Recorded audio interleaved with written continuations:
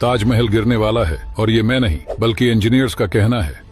जैसे कि आपको पता होगा कि ताजमहल की नींव लकड़ी से बनी है और वो लकड़ी आबनूस की लकड़ी है जो कि पत्थर की तरह मजबूत होती है और इस लकड़ी में दीमक भी नहीं लगते। तो फिर ताजमहल गिरने कैसे वाला है? तो आइए जानते हैं। दरअसल आबनूस की लकड़ी को जितनी ज्यादा नमी मिलेगी वो उतनी ही ज्यादा मजबूत रहेगी और ताजमहल यमुना के किनारे होने की वजह से नींव में मौजूद लकड़ियों को यमुना के पानी से नमी मिल जाता है। लेकिन कुछ सालों से देखा जाए तो यमुना का पानी धीरे धीरे घटता जा रहा है और ऐसे ही यमुना का पानी अगर लगातार घटता रहा तो लकड़ियां पानी से बाहर आ जाएगी और बाहर आते ही वो धीरे धीरे खोखले भी होने लगेंगे, जिससे ताजमहल की नींव पूरी तरह से कमजोर हो जाएगी और ताजमहल गिर जाएगा।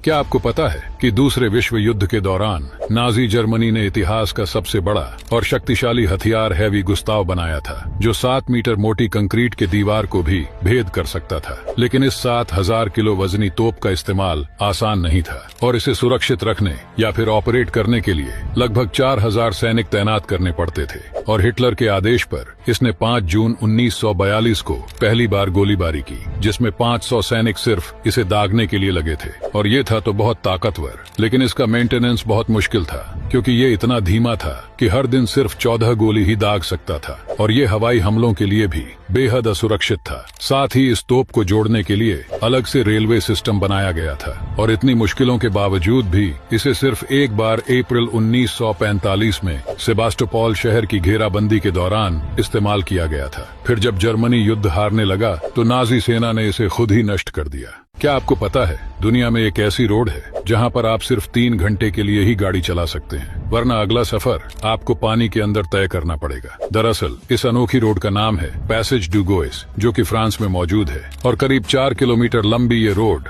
दिन में सिर्फ 3 घंटे के लिए दिखाई देती है। बाकी के समय समुद्र का पानी पूरे रोड को निगल लेता है और इस रोड पर यहीं लगभग 5 फीट तक पानी भर जाता है, लेकिन फिर भी यहाँ पर ट्रैफिक रुकने का नाम नहीं लेती और इसी एडवेंचरस रोड को देखने के लिए हर साल हजारों लोग यहाँ सफर पर आते हैं।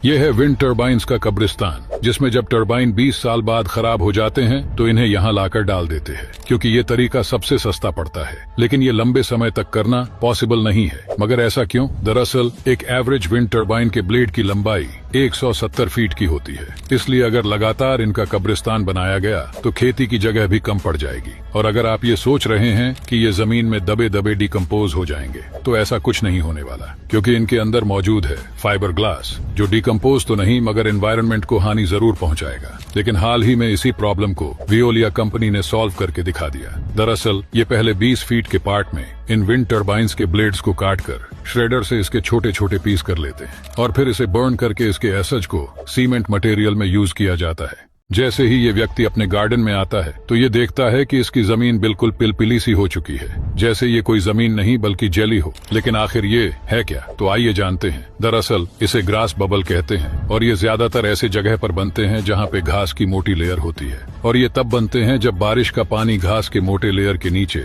धीरे धीरे जमा होता रहता है, या फिर ऐसा किसी अंडरग्राउंड पाइप के लीकेज की वजह से भी हो सकता है। और इसे नॉर्मल करने के लिए ज्यादा कुछ नहीं, बस इसके अंदर एक छेद कर देना है जिससे सारा पानी धीरे धीरे बाहर निकल जाएगा।